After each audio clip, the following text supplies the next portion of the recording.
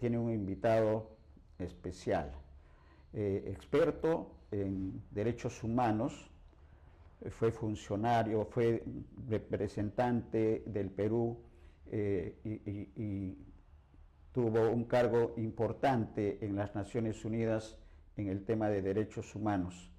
Y el tema de derechos humanos en estos momentos en el escenario internacional, en el escenario mundial, ha sido trastocado, por decirlo menos.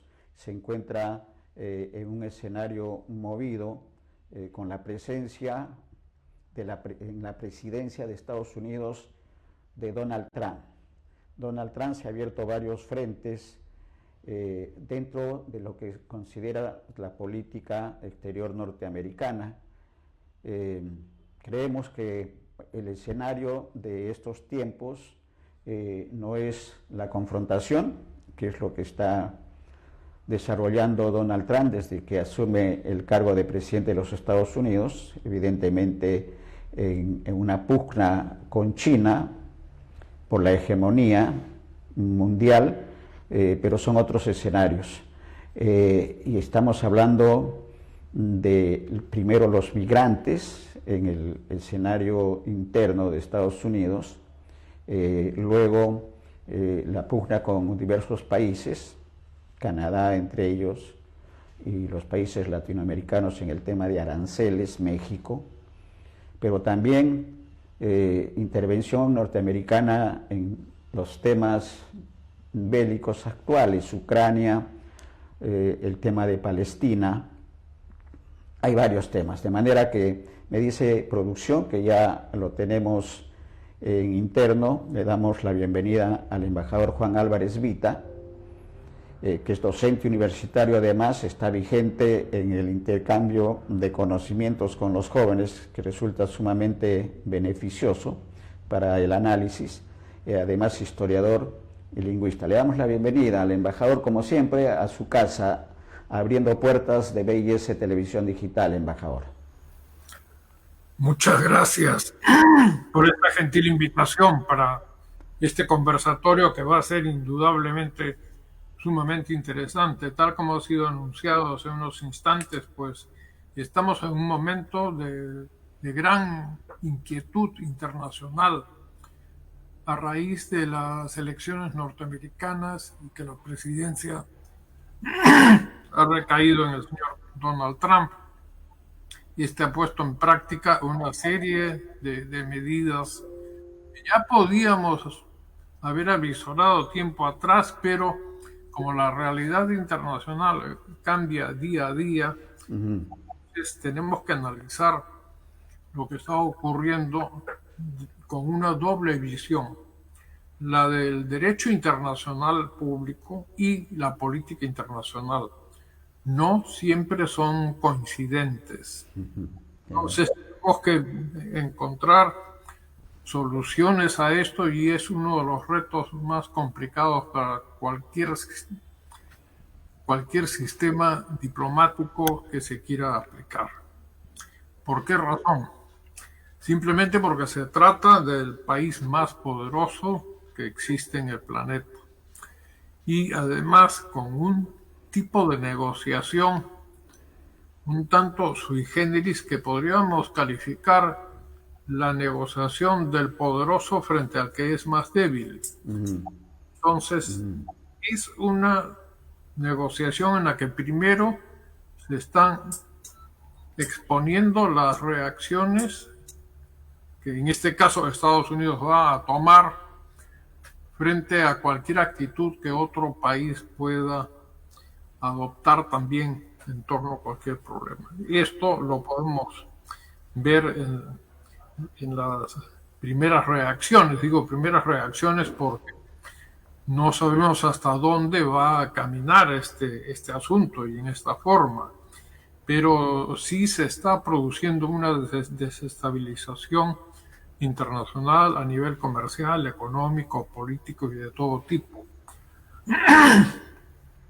En todo el planeta se está siguiendo con atención lo que ocurre no solamente en un determinado país, sino hay que mirar así al conjunto de una manera universal y no siempre resulta fácil hacer un análisis donde intervienen tantos factores, ¿no? Por señalar algunos, Claro. tenemos, por ejemplo, el caso de Groenlandia, ¿no? Ujú. Anunciar el deseo de que Estados Unidos quiere comprar Groenlandia y que si no lo compra, bueno, también se reserva el derecho a intervenir militarmente. Pero no se tiene en cuenta que Estados Unidos tiene desde hace muchos años una base militar ahí en Groenlandia. Y por otra parte, Groenlandia está bajo la administración de Dinamarca, que es un país miembro de la Unión Europea, entonces esto obliga también a los países que integran esa unión a tomar una posición sobre sobre estos deseos norteamericanos de incorporar Groenlandia a su territorio. De manera parecida también cuando se refiere al Canadá y decir que lo puede anexar como un estado más de los Estados Unidos. Bueno, eso en el Canadá siempre ha habido un sentimiento de sentirse diferentes a lo que puede hacer Estados Unidos, ¿no? Yo creo, por otra parte, que la primera reacción no es favorable porque lastima sentimientos nacionalistas y de todo tipo. Entonces, el siguiente paso que viene acompañado aquí en este escenario por sus relaciones comerciales con México. Si tenemos en cuenta de que hay un tratado comercial tripartito, Estados Unidos, Canadá y México, la situación no es fácil. Y estamos frente a un anuncio y un desconocimiento, no solamente anunciado, sino ejecutivo, de la subida de aranceles, ¿no? Entonces, se ha conseguido que durante un plazo de unos 30 días no se pondrá en ejecución, pero el asunto es que la amenaza está ahí. Eso le sumamos la cuestión de la expulsión de los migrantes, vamos ampliando ese contexto y, por otra parte, la primera reacción que hubo, que fue la de Colombia, ¿no? Al Caramba. enviar a una serie de nacionales colombianos a su país, que quizás faltó un poco de serenidad por ambas partes. En una, obviamente, no la hubo, sino directamente se toma el avión y se va. Y tal vez no se midieron las consecuencias que eso podía traer. Ahora, en este panorama de América Latina, cuando el presidente Trump dice nosotros no necesitamos a los latinoamericanos, ellos son los que necesitan de nosotros. Bueno, está diciendo verdades que tienen una proporción muy alta. Tenemos que reconocer que es así porque estamos hablando del estado más poderoso que hay en la Tierra. De ahí viene lo de Panamá, el problema con el canal. El canal, claro. Así es, con el canal, bueno, había también un acuerdo entre Estados Unidos y Panamá que ahora ha salido a esgrimirse, ¿no? Estados Unidos tiene el derecho de intervenir militarmente. Entonces, eso fue una sorpresa para la mayoría de las personas en el planeta. Motivó también una reacción panameña que consistió en primer término, en reafirmar la soberanía panameña, sobre eso que nadie puede discutir, pero al mismo tiempo la declaración casi simultánea con la llegada del secretario de Estado para Relaciones Internacionales, que es el señor Marco Rubio, un hispano de origen cubano, que es uno de los grandes de los grandes hacedores de esta política. Así es, así es. Entonces, la primera respuesta, ¿no?, por parte de Panamá es decir, bueno, la presión es China, entonces anuncia que no va a renovar el memorándum de entendimiento sobre la ruta de la seda con China. Yo pienso que hubiera sido conveniente que esa declaración no se produjera tan rápidamente. En diplomacia también hay que ver las oportunidades en las que se dicen las cosas. Entonces, ahí, bueno, si continuamos pues el panorama, porque esto, el escenario, esto no lo podemos separar de la situación bélica que hay entre Rusia y Ucrania, ¿no? Y sabemos también el principal aliado que tiene China es Rusia. Y el ofrecimiento adelantado a la toma de posesión es que el problema Trump lo iba a terminar muy rápidamente. Pero esto tenemos que verlo en su dimensión exacta. Naturalmente hay intereses norteamericanos en debilitar a China al máximo, y eso es Sí, claro. haciendo al socio principal. Sí, Ese socio principal también está en cierta manera pues influido por Corea del Norte, ¿no?, que es potencia nuclear. Entonces podemos ir desdibujando el panorama o dibujándolo como querramos y claro. tenemos un cuadro. De manera que Trump, embajador, se ha abierto frentes, ¿usted considera que se ha abierto frentes con la política exterior? Coincidimos con que el derecho internacional no necesariamente va de la mano con la política internacional, y esto es una demostración de ello.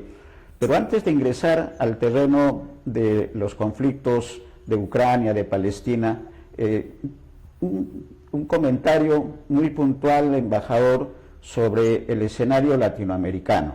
La explicación suya es excelente en las intenciones de Donald Trump, porque creo que hay que individualizarlo, no como los Estados Unidos, frente a Groenlandia, frente a Canadá, pero también frente a los migrantes y los enfrentamientos con México y el escenario de Panamá.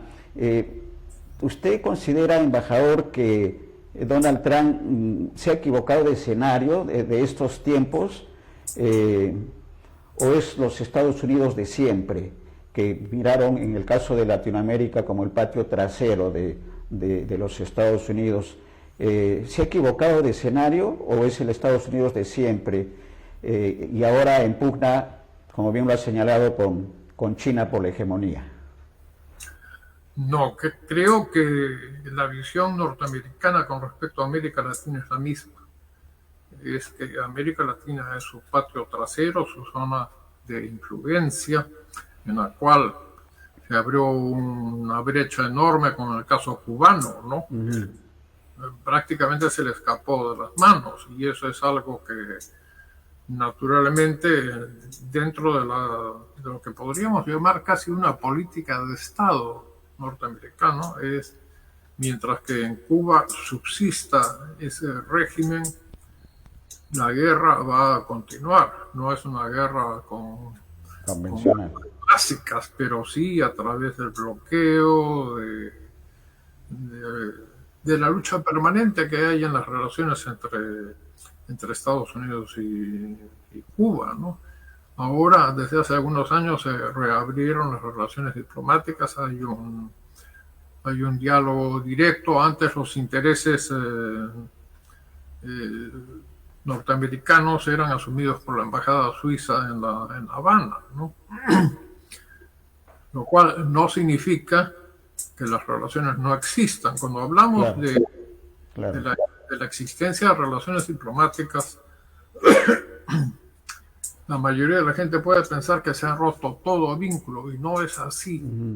Siempre hay canales de diálogo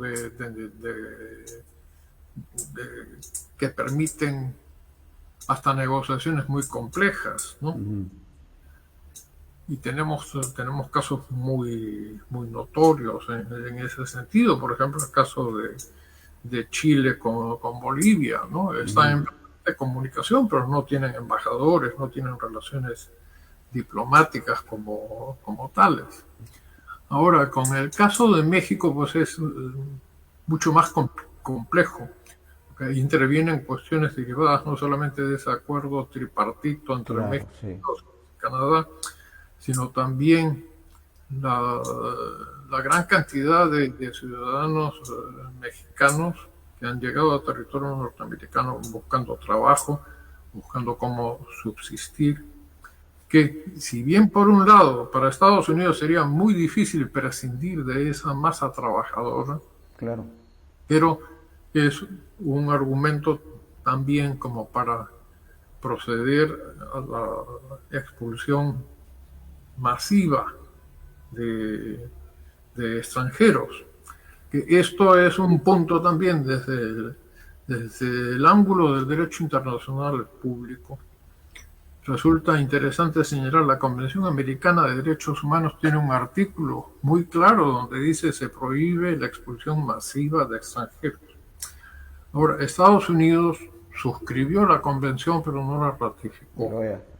Pero la Convención de Viena sobre relaciones, sobre tratados internacionales, es muy clara, señala que si un país ha suscrito y aún no ha ratificado un tratado, no puede ejecutar acciones que están prohibidas por ese tratado. O sea, hay una obligación jurídica por parte de los Estados Unidos también de no recurrir a estas expulsiones masivas. Pero eso, el presidente Trump ha sido muy claro porque ha creado también en días pasados una comisión para que hagan un análisis de todos los tratados suscritos y aprobados por Estados Unidos, ¿no? Para dejar sin efecto aquellos que puedan lesionar los intereses propios de los Estados Unidos. Claro. ¿A dónde va a ir esto? Pues no Claro, lo sabe, exacto. pero resulta sumamente preocupante. Lógico, y además hay que considerar, embajador, un antecedente también con respecto a la política internacional de Donald Trump, que se ha retirado de la Comisión de Derechos Humanos de las Naciones Unidas. ¿Qué significa eso? ¿Cuál es la lectura con respecto a los derechos humanos que ya están siendo vulnerados de alguna manera con esta última parte de su comentario con respecto a los migrantes? ¿Cuál es la intención de Donald Trump de retirarse? Creo que cae por su propio peso, pero ¿qué significa en la relación, esta decisión en la relación con el resto de países que forman parte de las Naciones Unidas? Bueno, ahí habría que hacer una precisión. En realidad Estados Unidos se separó de la Comisión del Consejo de Derechos Humanos de la ONU hace ya algunos años. Lo que ha declarado Trump ahora es diciendo que tiene que separarse de ciertos organismos de las Naciones Unidas como el Consejo, el Consejo de Derechos Humanos de la ONU. Ahí lo que hizo él fue señalar prácticamente, así como nos hemos retirado de esto, tendríamos que retirarnos de los otros. Y ahí ya entra en el terreno propio de la más actual, como puede ser el retiro de la Organización Mundial de la Salud, ¿no? Otros que ha ido pues anunciando también. Entonces, ¿esto hasta dónde va? Naturalmente, cada país es dueño de determinar en qué organismos va a estar, pero está indicando lo que para mí está muy claro, es decir, se aceptan mis condiciones o no las aceptan, y si no las aceptan, se sujetan a las consecuencias, ¿no? En el escenario americano, la Organización de Estados Americanos, la OEA, que forma parte de Estados Unidos, sí, y otras instituciones que aglutinan a los países, la Alianza del Pacífico en el tema económico, UNASUR y otras instituciones ¿Son los tiempos, usted considera que frente a esta evidente agresión y definitiva violación de los derechos humanos en el tema de los migrantes, por señalar uno de los temas, embajador, son los tiempos de unidad, de alianza, ese sueño de Bolívar? ¿Esos son tiempos para ello, para poner condiciones y no tratar con Estados Unidos a nivel individual, el caso de Panamá y otros temas, el mismo caso de Canadá, que está también en la agenda y que usted lo explica muy bien, embajador? Bueno, hay que ponernos en la realidad. Yo creo que el sueño de Bolívar, de la unidad hispanoamericana, pues sigue siendo un sueño. Pero en este momento, si consideramos que en Hispanoamérica está el caso de Cuba, está el caso de Nicaragua, está el caso de Venezuela, entonces no podemos ni siquiera pensar en que eso pudiera tener alguna realidad más o menos inmediata. Pero todo esto tiene sus consecuencias, porque nosotros por lo general olvidamos la situación que se presentó a raíz de que en nuestro país se produjo el golpe de Estado del presidente Castillo, ¿no? Uh-huh. Y hubo dos países hispanoamericanos que no quisieron reconocer al gobierno peruano. Uno de ellos es Colombia. Ayer se ha acordado restablecer las relaciones a nivel de embajadores y se ha rememorado todo el cúmulo histórico, económico, intereses por tener una dilatada frontera compartida, y se está solucionando eso, pero tampoco podríamos imaginar que esto ha surgido por generación espontánea, ¿no? Uh-huh. Uh-huh. También si se cierra en cierta manera pues el canal de Panamá, y va a haber algunas dificultades para su libre circulación, entonces es lógico que un país como Colombia busque otra salida hacia Asia, ¿no? Y esa salida la tiene ahora pues con el megapuerto de Chancay. Es muy cierto eso de que los estados, más que amistades, tienen intereses, ¿no? Uh-huh. Y el otro país que no podríamos dejar de mencionar es México. Claro. México no tiene en este momento embajador aquí en el Perú, ni el Perú lo tiene allá. La cuestión de, por un lado, la famosa doctrina Estrada, por la cual México continúa sus relaciones más allá del gobierno que un determinado país elija o tenga, pues no se ha cumplido con el Perú, pero sí se cumplió con la Venezuela del señor Maduro. Entonces, ese tipo de incongruencias diplomáticas también tienen que ser superadas. Yo creo que toda esta crisis que estamos viviendo por el ascenso del presidente Trump va a traer también algunas cosas positivas. Correcto. Los países americanos tenemos que mirar un poco más también los intereses que tenemos en común, ¿no? Exactamente. Y no pues con pleitos doctrinarios que sí, que está aquí establecido. Luego en la práctica, la política, que lo mencioné yo al inicio de esta conversación, la política hace que todo lo que es jurídico pasa a un segundo plano. Entonces, totalmente de acuerdo, y también que la diplomacia tiene que actuar con mucha cautela, pragmática además, ¿no es cierto?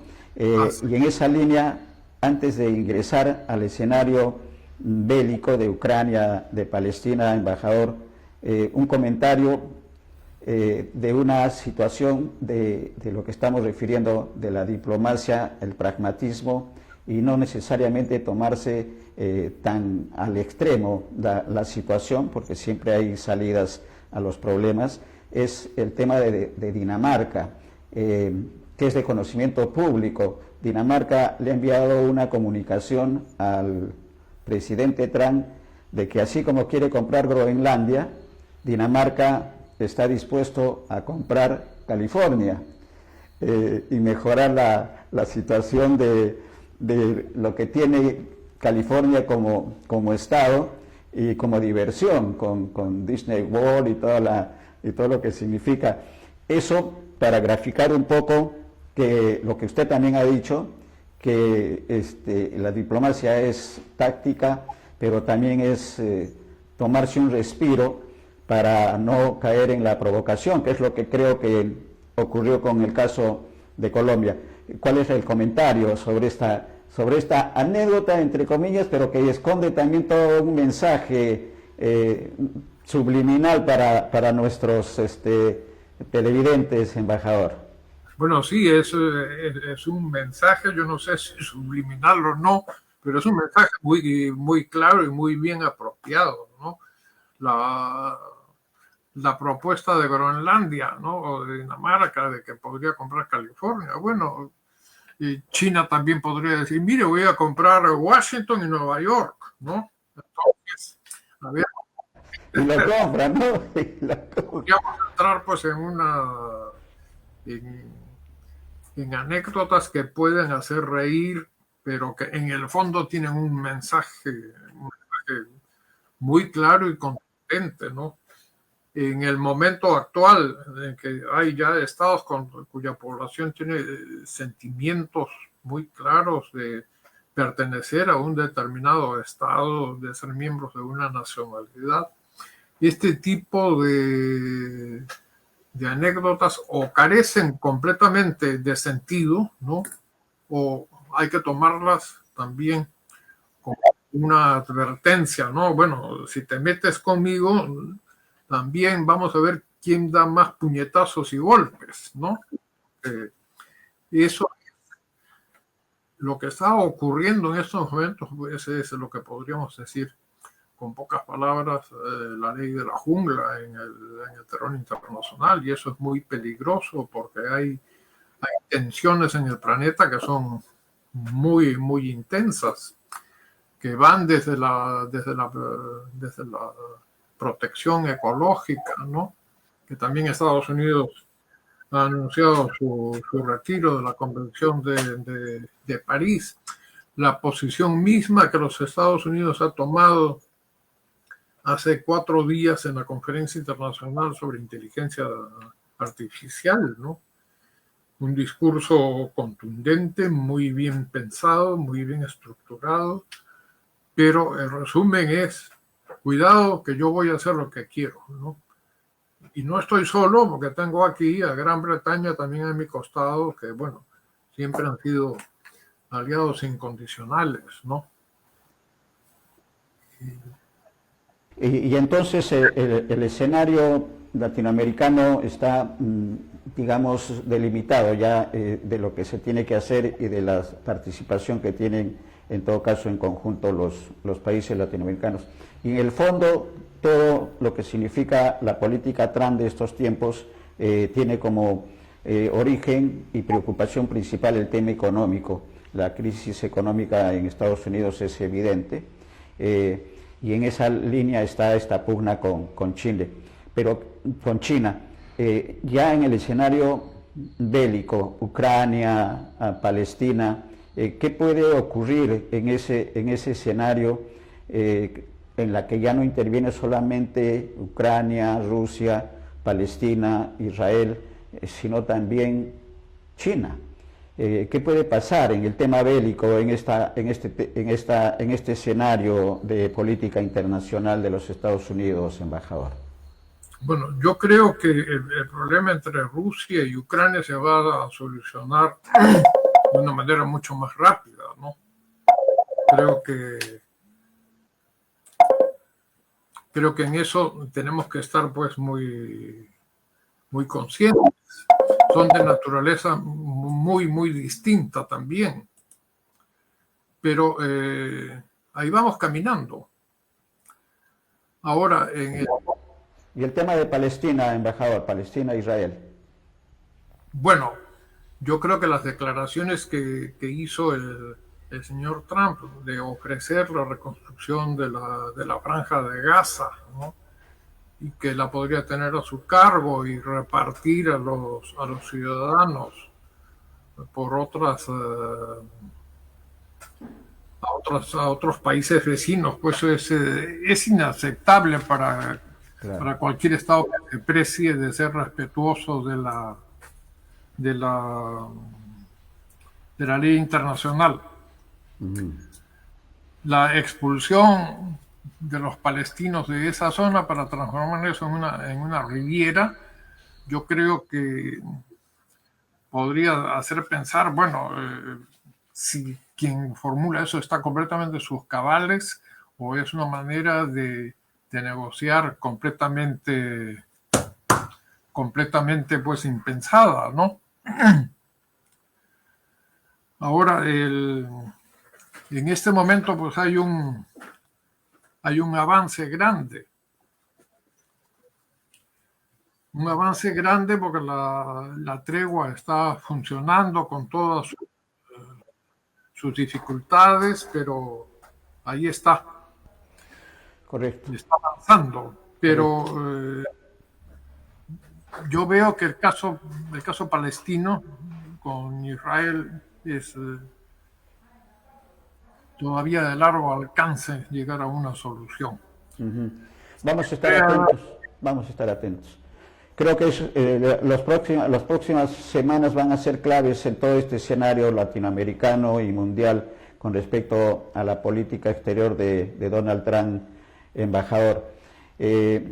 Algún comentario adicional, pero producción me pasa un comentario de una televidente, Carmen Luna, dice qué bonita la camisa del embajador, felicitaciones. Nos unimos también a esa observación que Sí, viene de una televidente, embajador. bueno, mi agradecimiento a la señorita Luna por sus apreciaciones. Yo considero que verdaderamente es una camisa muy bonita, es una camisa indonesia. Como recordarán, yo he sido embajador en ese país, he vivido 5 años y medio y le tengo un cariño muy especial a su gente, en fin, a todo, ¿no? Fue una de las experiencias más interesantes que yo he tenido en mi vida diplomática. Aprovechar su referencia a Indonesia, que es uno de los países en los que ha sido representante de nuestro país, embajador.